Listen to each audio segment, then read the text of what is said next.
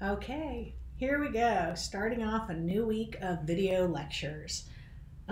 Just so you know, these are friggin' exhausting. I was going to not do this one today, but I have two more to do for this class for the week that you're viewing these because we cover chapter 3 and 4. And you have a test coming at the end of the week, and I want to make sure you're ready. So because of that, I needed to hurry up and get all of these done quickly. Bio 124 is covering 4 chapters this week. So yes, it's a whole lot of stuff. I was telling somebody that these things are just exhausting because I have to use my brain the entire time, and I was laughing at it, but you know, it is what it is. Honestly, in person, so much easier than this. But considering the time we live in, when our classes are set and everything, I want you to have as much of the same type of class as physically possible. So, video lectures. And I apologize ahead of time because, yeah, you have to listen to me. Anyway, I am attempting to do this where I'm holding this in my hand. It's not an official clicker, but it's one where I then can write like this. And so I'm going to try to keep it right there to see if I can just use it to click. But I am a fidgeter, and I might fidget with this and then send it flying. So if suddenly you see something go flying by the screen, yeah, that'll be it. Anyway, we are now getting up into the molecules and then cells. So here we go. Ooh, it worked. Intro. Did you know that a whole lot of the world's population cannot actually digest milk-based foods? You've heard of people being lactose intolerant, and then you also have lactose sensitive. You have a whole bunch of different things, and in class next week, because we meet next week, in class next week, I will actually talk about some of the lactose intolerant and lactose sensitivities when we talk about diffusion and osmosis. Not that they completely have anything in common with that, but you'll understand once we have class. Now, the reason this happens is they're lacking a very particular enzyme. So this entire chapter is using this as an example on why the individual molecules, enzymes, and whatnot are important. It actually works. Kind of cool. Okay. This, again, they just like to do the big ideas. So what we're going to be covering in this chapter is organic compounds, carbs, lipids, proteins, and nucleic acids. The nucleic acids I am going to kind of like brush over in here. I will cover it, but not nearly as fully as it will get covered later in this quarter. So, organic compounds. Carbon, there you go. Carbon is the backbone. Carbon, carbon, carbon. If something is organic, it means it has carbon. This is why any of you who are science fiction fans, which I am definitely one of, when you hear someone refer to it as being a carbon-based life form, just start laughing. That's what I do.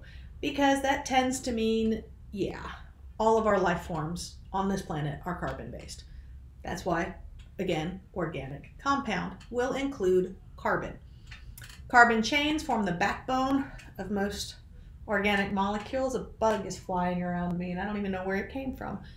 Don't want to be like in the vice presidential debate, right? Just make sure it's not on me. Isomers. Uh-oh. I moved it. It's not going to click for me because I twitched too much. Let's put it back. Whoa. There. Okay. Let's try not to twitch with it too much. So isomers have the same molecular formula but different structures. We covered this in chapter 2.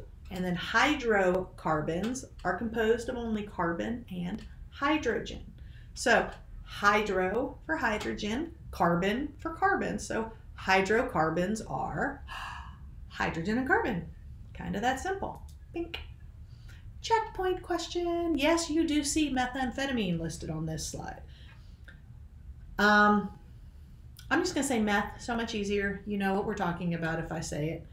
So there are 2 different isomers. This is why if you ever read the ingredients or some of the medication names, sometimes you will see something that looks like methamphetamine. And you're like, wait, what? This is why. We have one that is, this is so cute, addictive illegal drug known as crank. And the other is a sinus medication. Crank, really? Yes, I understand that name is still out there, but that's kind of like when you talk to someone and they're like, they like it when I show them I'm with it.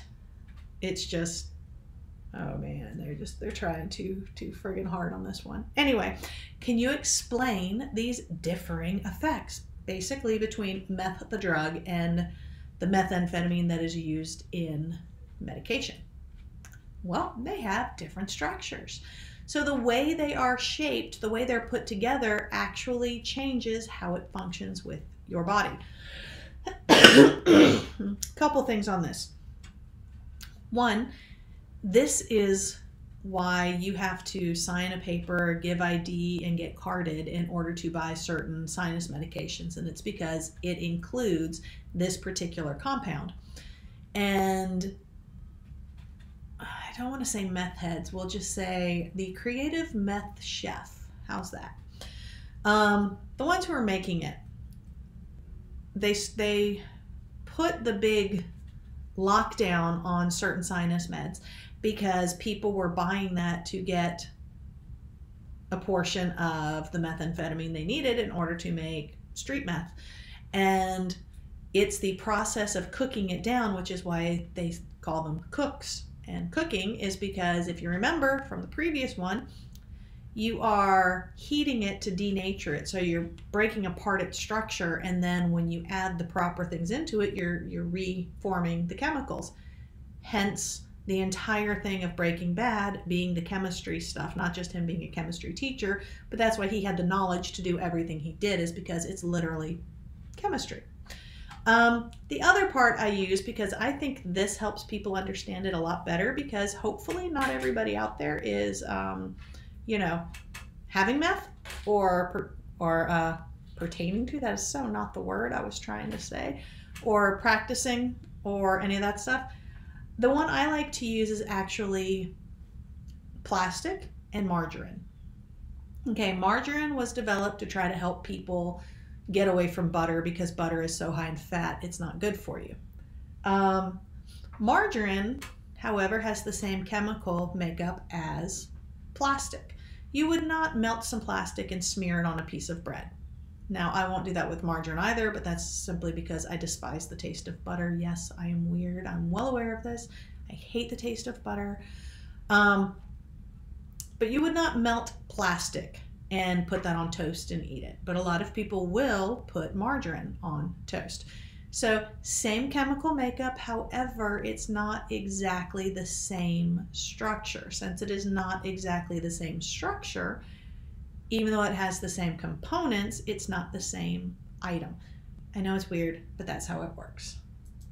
Okay, here we go. We have 4 ways how the carbon skeleton can vary.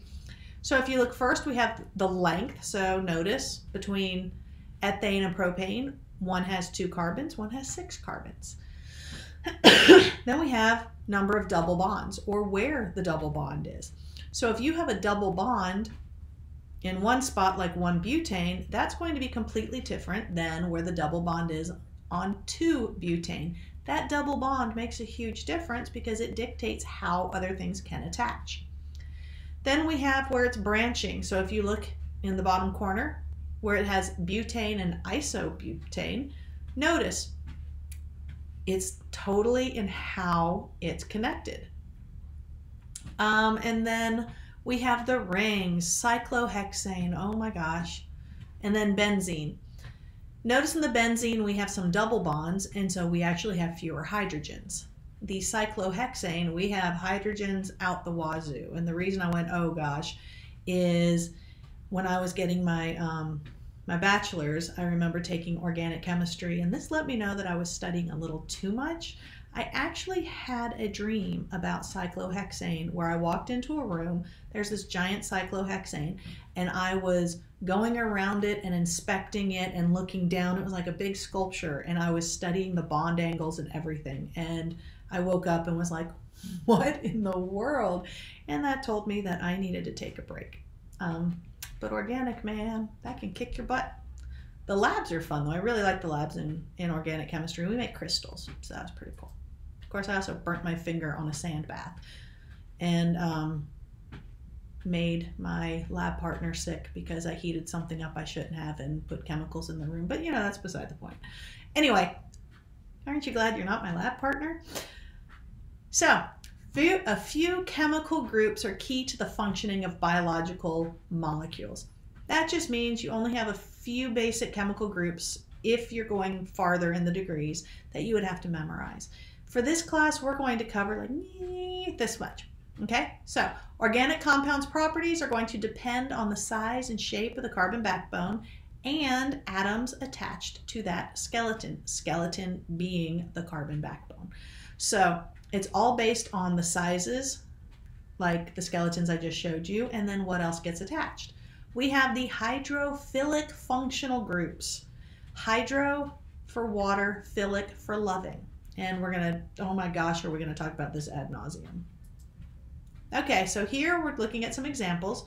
We have a hydroxyl group, a carbonyl group, carboxyl group, amino group, phosphate group, and methyl group.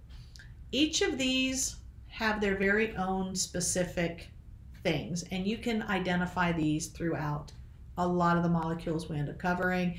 Throughout Bio 1, 2, 3, I'm trying to think, I think we make reference a few times also in Bio 1, 2, 4.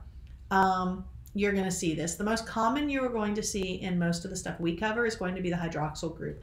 And most of the times I'm just going to say OH because it's easier in class,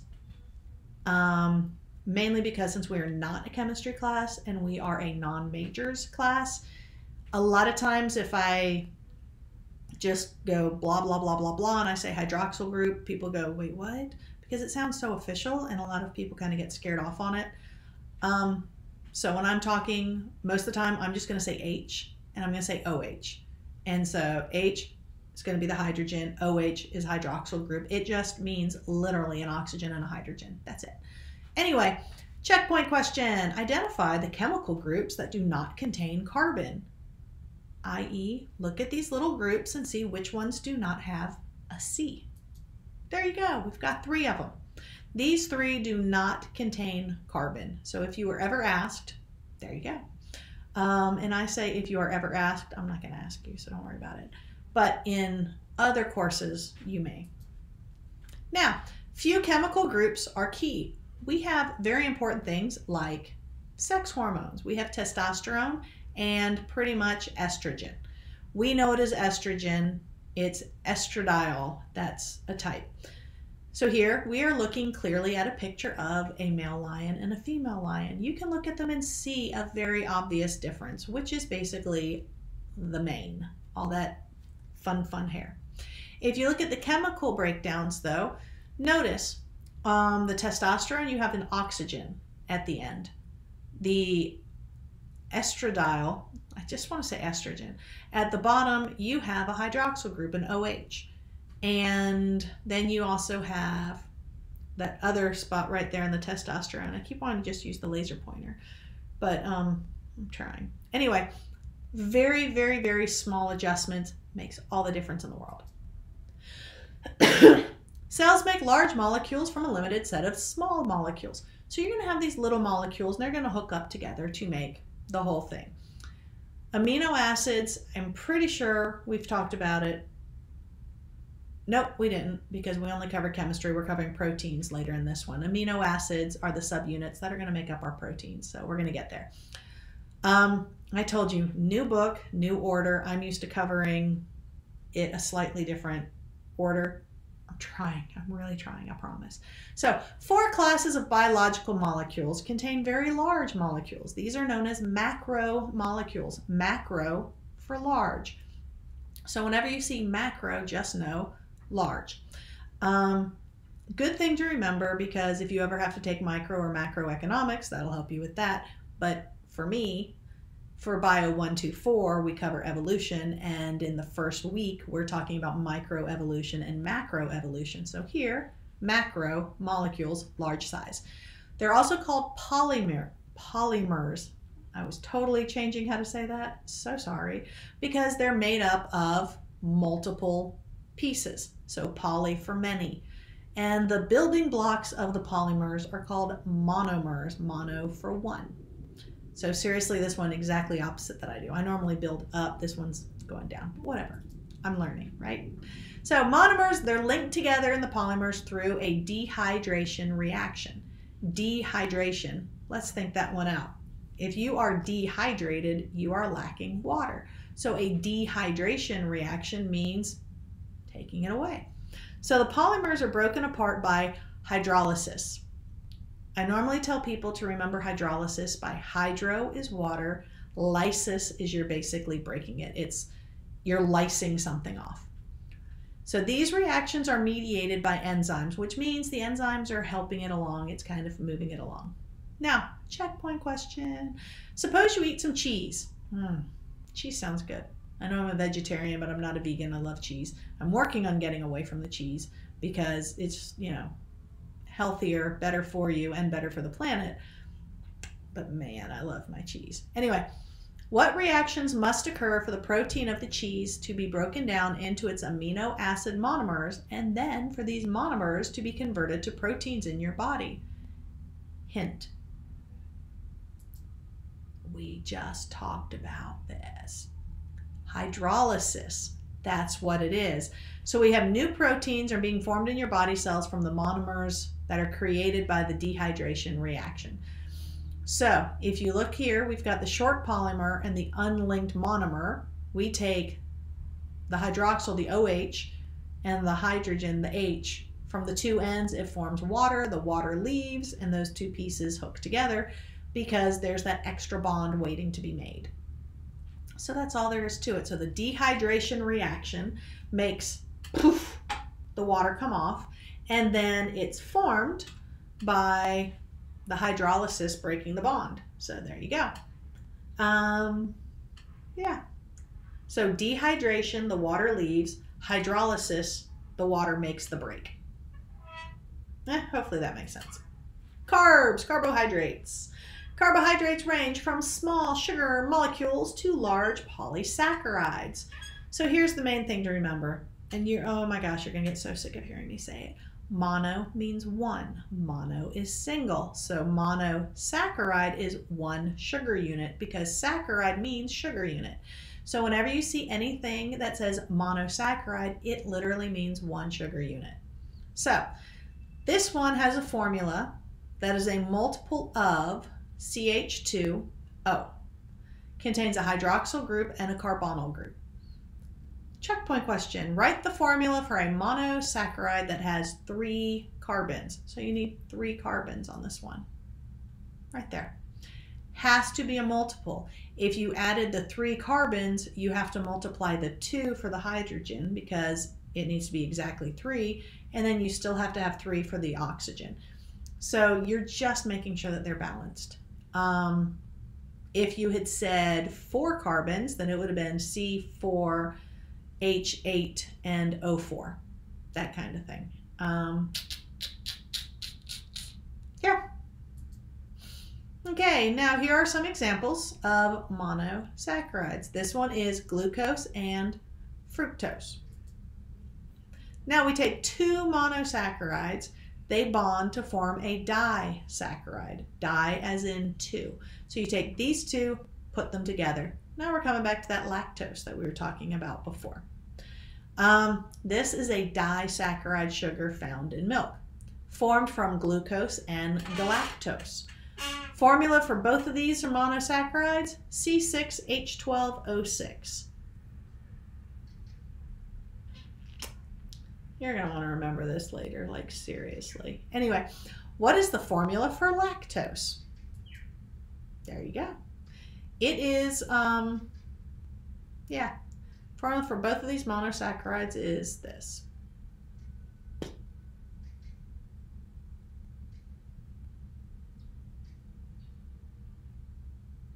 Oh, because the galactose is a little different. That's what it is. I'm just looking at the numbers. Because you have a total of 12 carbons, you have a total of 22 hydrogen, Ah, I see it. I see it. I want you to take a look and see if you can find out why it equals exactly 22 and 11 for the hydrogen and the oxygen instead of 24 and 12. That just might end up being that lecture assignment question, because this would actually help you out. Here we go. Extra credit. Not the official lecture assignment, but on the lecture assignment for extra credit, explain this one to me, write it out. Tell me how many carbons, how many hydrogen, how many oxygen for the glucose and for the galactose, and why the formula for both of those being that is the formula for lactose being this answer. That's what I want. I think this will be interesting. Show me what you think. There you go. Just showing you again dehydration reaction where it lets off the water and then how it connects. FDA recommends that only 10% of daily calories come from added sugar. That means you should only have 10% of your daily calories come from added sugar. However, that's not really what happens here in the US for the most part, and a lot of other areas of the world. So our checkpoint question here, and I swear for the next couple of chapters it feels like there's a checkpoint question every one or every two slides. It's crazy. Sugars are often described as empty calories. What do you think that means from a nutrition standpoint? What do you think empty calories means? How about it gives you energy, but it doesn't really give you anything? Empty calories means you're getting calories without nutrition benefit. That's pretty much it. When you sit there and go, I want to make sure my child has, and I say my child because most people don't care about their own nutrition, but I want to make sure my child has the best possible nutrition. Do you ever say, hey, I will feed my kid this that has no protein, no vitamins, no minerals, no fat. It has nothing. That would be red Kool-Aid. It's yummy, good for the soul sometimes. Not so good nutrition-wise. So there you go. Here's the scary one. The World Health Organization recommends you should only have this amount of added sugar. The FDA says, okay, we're going to be nice. We're going to say it's okay to double that. They're the ones who officially state what's on your nutrition labels. The average American, however, goes up to 130. This is how many pounds of sugar the average US adult consumes in 1 year. 1 year. So the average American adult consumes about the weight of a human, an adult human, in sugar. That is insane. All right, now let's break down our sugars. We have starch and glycogen. Why am I messing that up? It's because I'm tired. And these starch and glycogen store extra energy. These are storage polysaccharides. This is basically how the body holds on to extra energy for later. This is the reason why when you think of a potato, you know a potato is starch. And if you've ever looked at a potato plant, if it's not healthy, the potato is really, really small. If you see the actual potato plant, the sprout, all the stuff, because these guys are underground, the better the plant looks, the greener, the richer the soil, the more water and nutrients and everything, good, solid potatoes. If there is a drought or you're trying to grow the plant in a stripped soil, a soil that doesn't have the proper nutrients, you get these crappy little potatoes, like kind of looking things. That's why. It's because the potato itself is storage for the sugar to feed the plant. Cellulose. Cellulose is structural and is found in the plant cell walls. This is the part that is, I don't know, holding it up, for lack of a better phrase. This is if anybody has ever known someone who cooked collard greens, turnip greens, mustard greens, whatever greens, and you look at the big leaf and it's huge.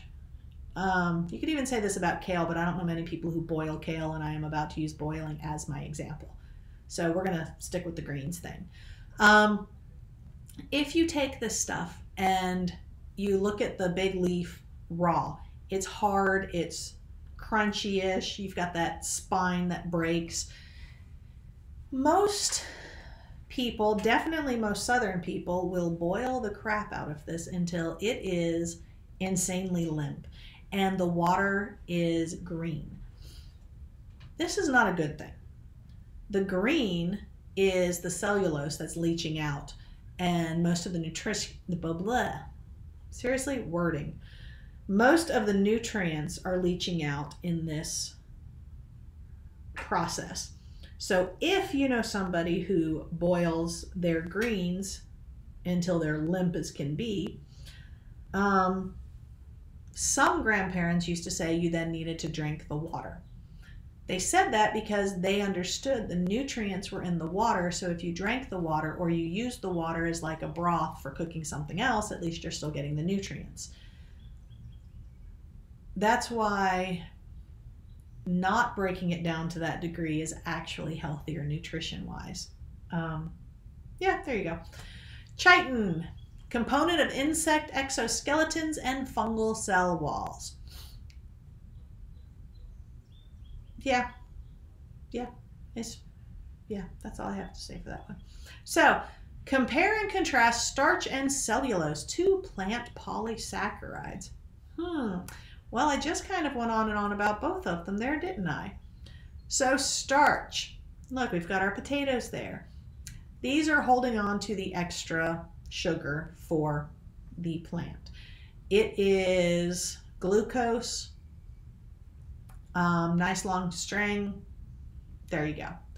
Glycogen, this is in people and animals. This is in the muscle tissue. This is how animals hold their extra energy. And then we have our cellulose, which is for the structure. And so there you go. If you look at the pictures, similar but different. Yeah. Normally I just mean when I ask about this, we have the extra storage, we've got the structure, that kind of thing. I had another thought, and it had to do with hydrophobic and the fact that starch doesn't actually blend in with the water, but I don't think I'm going to go there now. Lipids, these are fats. Fats and oils, waxes, those kinds of things. That's what lipids are. These are hydrophobic. Hydro for water, phobic for fear. So hydrophobic means it cannot stand being near the water. It will not blend. We have fats. Triglycerides consist of glycerol linked to 3 fatty acids. So tri for 3. And we have a picture coming. Some fatty acids contain 1 or more double bonds, forming unsaturated fatty acids. Unsaturated fatty acids are typical of plant oils. And then we have the fats with the maximum number of hydrogens are saturated fatty acids. These not so good. These are animal fats. Don't remember if it's on the very next slide, but I will tell you one of the easy ways to tell the difference between saturated and unsaturated fats is how they react at room temperature. If you can think of a fat and think of placing it on a counter in your kitchen, tell me what happens. If you put, say, a stick of butter on a plate on the counter in your kitchen and you just let it sit there, is it going to stay looking like a stick of butter? Yes. Yes, it will, because it is a saturated fatty acid. If you scoop out a chunk of lard and let it sit there, it's going to stay in that basic shape because it is a saturated fatty acid. Now notice it says typical of plant oils for the unsaturated, because if you take a big scoop of coconut oil, at room temperature, it still kind of stays in that form, and so that is still going to be a saturated fatty acid. It's from a plant, but it's still saturated. If you now try to put some olive oil sitting on the counter, that's just going to spill. That's just going to make a mess because it's unsaturated fatty acid. If you take sunflower oil and try to mold it in a shape like, you know, if you go to Disney and you have that little Mickey Mouse shaped butter patty, it's really cute, but if you try to do that with sunflower oil, it's not going to stay in the little Mickey Mouse shape. So thinking about whether or not it will hold its shape on the counter is how you can tell easily saturated versus unsaturated. Now, hydrogenated vegetable oils, these are unsaturated fats that have been converted to saturated fats by adding hydrogen. So this hydrogenation creates trans fats, which are very much not good for you. So, why are fats hydrophobic? Well, has to do with the fat molecule containing only nonpolar CH bonds. That means they do not mix well with a polar water molecule. I hear music from somewhere and I don't know where it's coming from. It would be funny if you could hear it. Anyway, normally I don't sit here and ask why is it hydrophobic. I just did this because your book asked it. I just want you to be aware it is. And so if you have ever been cooking, you have like a pot of water and you pour some oil into it and you notice it goes bloop and it just bubbles up, doesn't go anywhere, there you go, hydrophobic. If you have ever used an Italian dressing and it's just sitting there and you see all this stuff here and a clear layer and a completely different color up here, you pick it up and you shake it as hard as you possibly can and then you put it down and then it's like, and it separates again. That's why. It's the oil that's separating because, again, hydrophobic. All right, dehydration reaction will link a fatty acid to a glycerol. So we're looking at our glycerol up there and we're looking at our fatty acid tail. Now, this is a triglyceride. Tri, again, for 3. So this one has 3 tails. Saturated versus unsaturated. I already talked about this. Saturated fats, butter, red meat, that kind of thing. Unsaturated, we've got our olive oil and salmon oil. If you, this is so gross. I'm so sorry. If you cook a steak in a pan and you cook a piece of salmon in another pan, not adding butter and that stuff, just heat those up. The fat from the beef will liquefy because it's hot. Then if you just let it sit there, it's going to solidify. It's going to turn solid again because it is a saturated fat. Anyone who's ever made bacon and have been yelled at for trying to pour the grease down the drain and someone informed you it's going to clog the drain, that's why. It is a saturated fat. If you do the same thing with a piece of fish, piece of salmon, you will notice what cooks off of it stays liquidy when you sit it there. This one is always so hard for me because I'm just like, I don't like looking at it, and I know that's pathetic, but anyone who's ever seen any food you don't eat and you find kind of repulsive and you do that, it's the same kind of thing. Just because some people like it, other people don't. Sometimes I like something that other people don't. I mean, example, I love black licorice. Love black licorice. And the black jelly beans, I used to bank on those, and Necco wafers. I love Necco wafers. So there you go. Anyway, scientific studies document the health risks of trans fats. So by the 1990s, partially hydrogenated oils were common in a whole bunch of foods. You can see it all over the place. And then we found recent research showing that trans fats pose even greater health risk than the saturated fats. So unsaturated fats are going to be the better one for you, and then you have saturated, and then you have these suckers. You've got the trans fats, big bads. Trans for different, as in a different angle. So when you remember when we covered chemistry part, we talked about cis and trans. That's literally where those terms come from, because cis is the same molecules done this direction. Trans is this way. It's just a slightly different structure, but it makes all the difference in the world. So trans fats, same kind of thing. In experimental controlled feeding trials, diets contain different proportions of saturated, unsaturated, and partially hydrogenated fats. Many other scientific studies on dietary health effects are observational, as in they just noticed. So what is the difference between a retrospective and a prospective study? It's right there in the words. What do you think? There you go. Retrospective, retro, back then. It's basically looking backwards going, what changed here that caused this chain reaction? That would be a retrospective. Prospective is one that you're going forward. So that's like we make a change now and we follow. So retrospective, we can look at how the rates of the coronavirus seem to be down here when everybody was frightened and staying at home. And then we can see when April 24th, 25th is when they said, we are reopening Georgia because it's time to get our lives back. And you can watch it goes like this, like crazy. That would be a retrospective study, looking at what happened and the fallout afterwards, or, the data after the fact. Prospective study would be if, say, on November 1st, starting on the very first day of next month.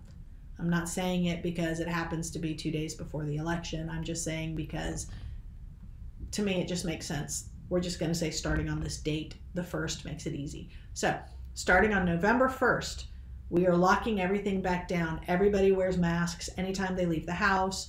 You do this, this, this. We're going to be very strict. No more bars, no restaurants, takeout only. Basically the stuff we did in March. If you said, this is what we're doing, and then you see whether or not the numbers start to come down, that would be prospective study. So there you go. This one, they were talking about heart disease. So relative risk of heart disease is associated with the increased intake of specific types of fats. They found a 100% increase in risk when people consumed a lot of trans fats. I hate to tell you, this is going to be a lot of those really high temperature fried foods, because the higher the temperature when frying it, doesn't matter what kind of oil you're using, it's breaking it down and it's making it a trans fat. It's not healthy. Baseline, no risk of difference. That would be keeping it nice in middle. That is barely, you have polyunsaturated and monosaturated fats. You are not even into the saturated fat category. As soon as you start consuming saturated fats, you're increasing your risk. And it's mainly because it starts clogging up your veins and arteries. But we talk about that more in Bio 124. Phospholipids. Components of cell membranes. We will talk about the phospholipid bilayer ad nauseum. Steroids, these include cholesterol and some hormones. Steroids, not just for pumping up, it's for a whole lot of different things. Your body requires them. Cholesterol, important component in animal cell membranes, also the precursor for making other steroids, including sex hormones. This is why knowing what your cholesterol stuff is actually important. It's not just, man, I'm young, I don't have to worry about it, and no one's going to tell me I shouldn't be eating fried Twinkies. It's not just that. There's a lot involved with cholesterol. So, checkpoint question. Compare the structure of a phospholipid with that of a fat. Here you go. Phospholipid, 2 fatty acids and a phosphate group attached to a glycerol. 3 fatty acids are attached to the glycerol of a fat molecule. We already said that for fat. We said straight up triphosphate. So tri for 3, phos for the phosphate group. There you go. Now, this is the big one we need. Like 100%, this is the big one you need. You don't really need to worry about cholesterol, a steroid. That's just in there to finish out the slide. You do, however, need to remember hydrophilic head, hydrophobic tail. You need hydrophilic head, hydrophobic tail. Let me remind you that. Hydrophilic head, hydrophobic tail. Because this is the phospholipid. This is what you need to remember, because the phospholipid makes up your cell membrane. you have a bilayer, which means two. You will notice they're like shaped this way. So this is the head, this is the tail. The tails are end to end because they do not like the water. These are the hydrophobic tails. They're like, oh gosh, no, I want to stay away from all the liquid. Well, your blood is liquid, so it's trying to stay away. So the heads are on the outer ends, so the outside of the cell and the inside of the cell, because you have liquid inside the cell as well. We're covering that in the next chapter. So your cell membrane is made from a phospholipid bilayer, and these have hydrophilic heads, hydrophobic tails. Do not forget this. You will have to answer this, and you will be drawing and labeling this at the end of the, or no, actually on your second test, I might throw it on there. It's that or it's going to be on the final, one or the other. Okay, anabolic steroids pose health risks. We already know this. When you hear the word steroid, most people are not thinking health parts. They're not thinking of something your body naturally does. They are thinking of the synthetic stuff. They're thinking of and someone bulking up. That's what most people tend to think of with steroids. That or medication for a severe allergic reaction or ear infection, stuff like that. That's what most people tend to think of. So here we're talking about the anabolic steroids, which is the bulking up one, the ones that some people might use, should say misuse, because there really isn't a great way to use this, in order to bulk up faster, trying to overclock the body, basically trying to trick it. So explain why fats and steroids, which are structurally very different, are both classed as lipids. Well, hydrophobic molecules. There you go. That's the main thing, because, and I know, what in the world, I was thinking about this the other day. What is it about making videos that makes my nose itch? Because I know I sit here and do this constantly, and I try to avoid it. I try to ignore it. Other times I don't even notice it. And then my entire face just starts itching. Maybe I'm allergic to being recorded. We know that's not the case, but I swear sometimes I feel like it. All right, that's something I can't do in class, just drink my water. So, main thing to remember about the lipids, they are hydrophobic. That's also why I mentioned the waxes, because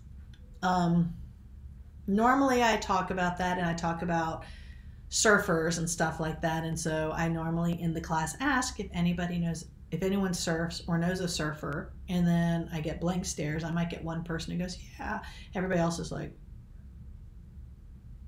And so when I get a bunch of, I then ask if anyone's ever seen a movie or a TV show where there is a surfer. Normally I hit pay dirt there. If you notice, they end up waxing their board before they hit the water, and it's because it being hydrophobic, when they're coating their surfboard, I almost said skateboard. Wow, that would be a totally different sport.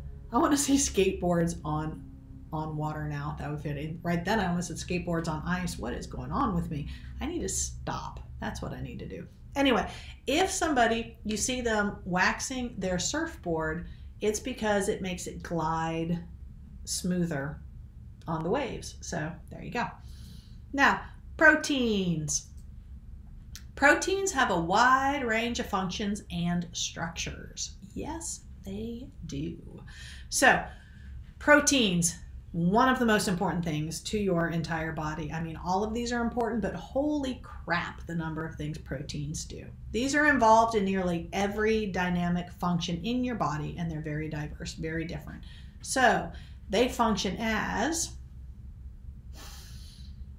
enzymes, transport proteins, defensive proteins, signal proteins, receptor proteins, contractile proteins, structural proteins, and storage proteins. They are all over there. Please note, enzymes are a protein. The reason I want you to note this is because I tend to talk sometimes about the dangers of strenuous exercise when it's too hot. I have talked about denaturing. We are about to go on and on about denaturing. If you lose the structure, if the protein loses its structure, it loses its function. So if you are working out and it's very, very hot, you're sweating like crazy and you're super duper hot, your enzymes are having a harder time actually helping you cool down. You are more likely to have a heat stroke because you have overheated, which has denatured the enzymes that help you regulate your body temperature. Very unhealthy. I mention this because there's a whole slew of different activities that people think is better to do when you're super hot, like hot yoga. I'm not saying hot yoga is completely dangerous. Maybe doing it a little here and a little there might seem refreshing, just like sitting in a sauna is refreshing. But you shouldn't do either of those at extended period of time over and over and over again, because you are breaking down these very important proteins in your body. If you have ever gone anywhere that has a sauna or a steam room or a hot tub, notice they always have time limits on these things. They say you should not remain in there past a certain amount of time. That is because it's trying to keep your body from overheating and having too many of your personal proteins break down and then make it where stuff doesn't work. This is why sometimes when somebody gets way too hot somewhere, they just pass out.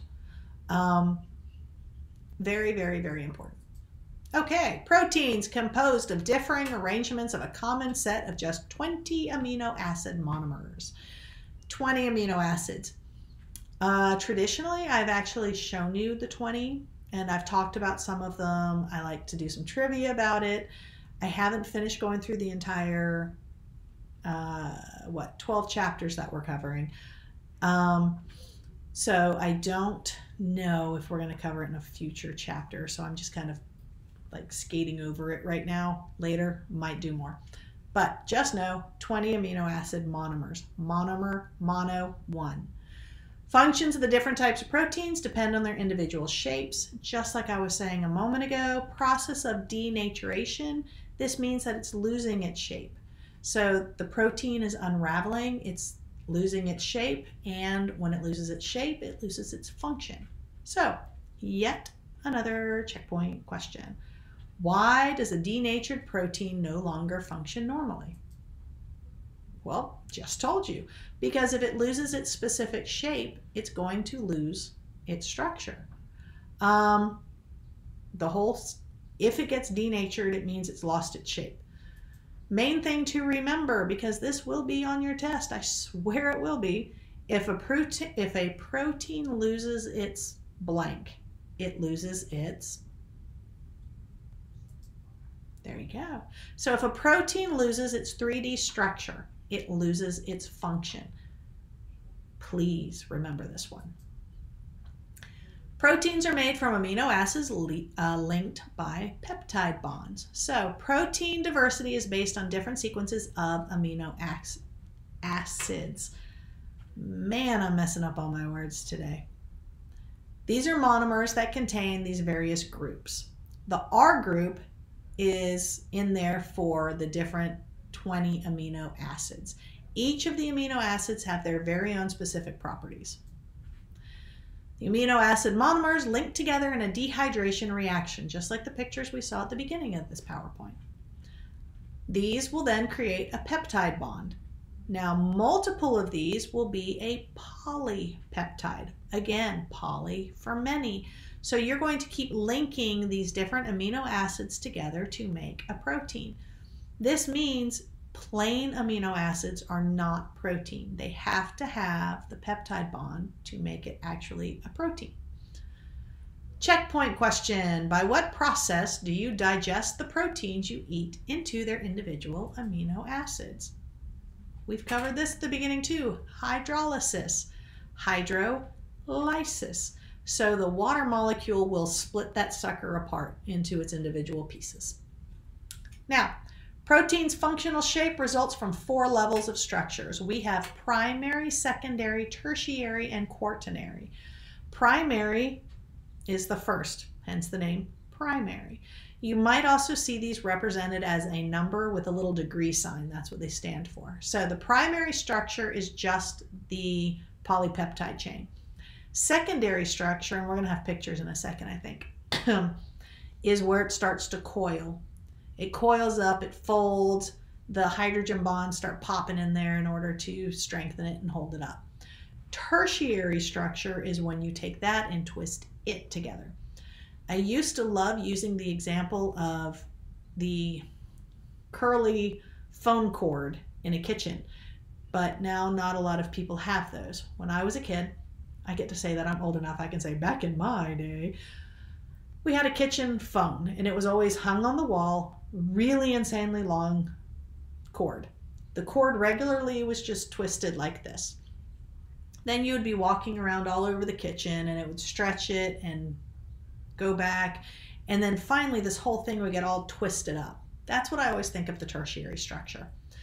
You could probably do the same thing with a slinky. So, anyway, quaternary structure means you take a few different structures and they all kind of put together.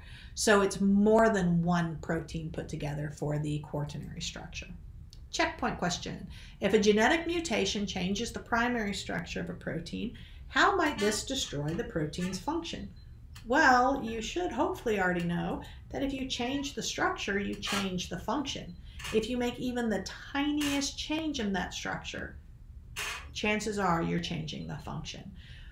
We will talk more about this when I bring up sickle cell, because that's actually one of the things that happens. Here's our little image trying to show you the primary structure of a protein where it's a chain. The secondary, where you see it's turning into this little coil. Tertiary, where it's folded up. And then quaternary, where you have multiple put together. Nucleic acids. We're almost done with chapter 3. Yay. Nucleic acids. These are monomers that make up nucleic acids, are called nucleotides. Nucleotides composed of a sugar, a phosphate group, and a nitrogenous base. We will talk so much more fully about this a little bit farther in the quarter. DNA is a double helix. The best way to envision this would be to take a ladder, hold a ladder, and just twist it in a spiral, and that will give you a perfect double helix. RNA is a single polynucleotide chain. It's also spiraled, but there's only one bar. DNA and RNA serve as the blueprints for proteins and thus control the life of a cell, and DNA is the molecule of inheritance. So like I said, towards the end of the quarter, we're going to cover this ad nauseum. That's just giving you an idea of what the nucleotide looks like. Some of this gets, change it up a little here and there. Not going to worry too much about it right now. This is about what the RNA stuff, nope. This is still going to be a DNA right here, and I'll explain later why I know this. It's trying to show you the nucleotide. They have the A marked. Notice the entire thing is made up with A, T, C, G. There will be no other letters, but I will go more into that again later. This is showing you your double helix. If you notice, the nucleotides are pairing together, and this is called a base pair. So A goes to T and G goes to C. And again, this will be covered more fully at a later date. Flow of genetic information in the building of a protein. We have the gene, and then it does a transcription process. So the DNA goes to RNA, and then it translates into a protein. So your checkpoint question here is, what roles does complementary base pairing play in the functioning of DNA? Well, there you go. Big friggin' answer. All it is that you have to have the complementary base pair. This is so it can reproduce, replicate the way it needs to. It synthesizes, it's creating the other side. It's actually something called semi-conservative replication. And again, this is something we will cover much more fully in a couple of chapters. Different mutations in DNA have led to lactose tolerance in several human groups whose ancestors raised dairy cattle. Notice this is lactose tolerance, not intolerance. It's natural for us to not process the lactose.